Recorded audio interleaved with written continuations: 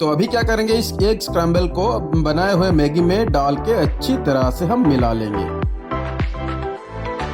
तो नमस्कार दोस्तों, चलिए आज सीखते हैं बहुत ही सिंपल सा रेसिपी एग मैगी। तो स्पेशली जो लोग बैचलर लोग हैं इनके लिए हेल्पफुल है। देखिए हमारा प्याज और टमाटर काट के हमने रखा हुआ है। तेल गर्म हो जाने के बाद आपको क्या करना है, सिंपली प्याज को डालना है और प्याज को अच्छी तरह से भून लेना है जब तक वो ब्राउन ना दिख जाए। तो ब्राउन होने के बाद प्याज में हम डालेंगे ये टमाटर, और ये टमाटर डालने के बाद 2-3 मिनट उसको अच्छी तरह से फ्राई करेंगे प्याज और टमाटर को। तो एक बार ये फ्राई हो जाए अच्छी तरह से, उसके बाद हम उसमें डालेंगे पानी। तो ये देखिए पानी डालिए, तो ज़्यादा पानी मत डालिए, अगर बाद में अगर ज़रूरत होगा तो आप पानी डाल सकते हैं।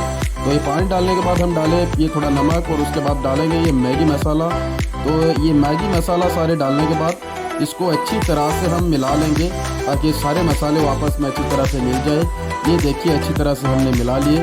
तो ये देखिए 5 अंडे हमने रखे हुए थे, इसको अच्छी तरह से फेंट लेंगे ताकि एग स्क्रैम्बल अच्छी तरह से बन जाए।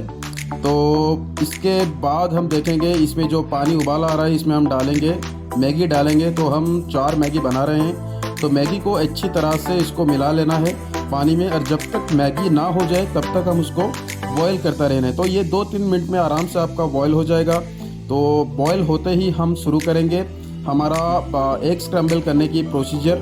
तो देखिए एग स्क्रैम्बल करने के लिए हमने पहले ये तेल लिए, तो ये सरसों की तेल, हम सारी जगह सरसों की तेल यूज़ कर रहे हैं।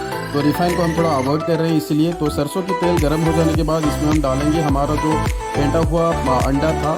तो अंडा फेंटने के बाद इसको अच्छी तरह से हम भून लेंगे, फ्राई कर लेंगे। फ्राई करने के बाद देखिए ये हमारा एग स्क्रैम्बल बिल्कुल रेडी हो गया। उसको हम अब डालेंगे हमारा जो मैगी बन रहा था।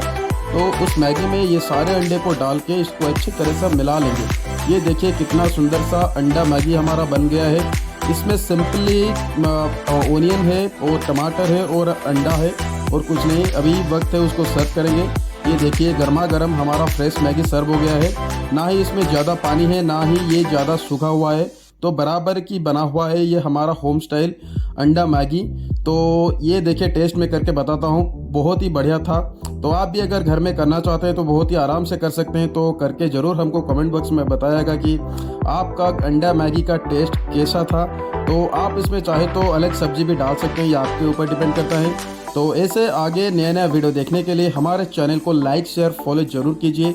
तब तक के लिए थैंक यू सो मच, धन्यवाद।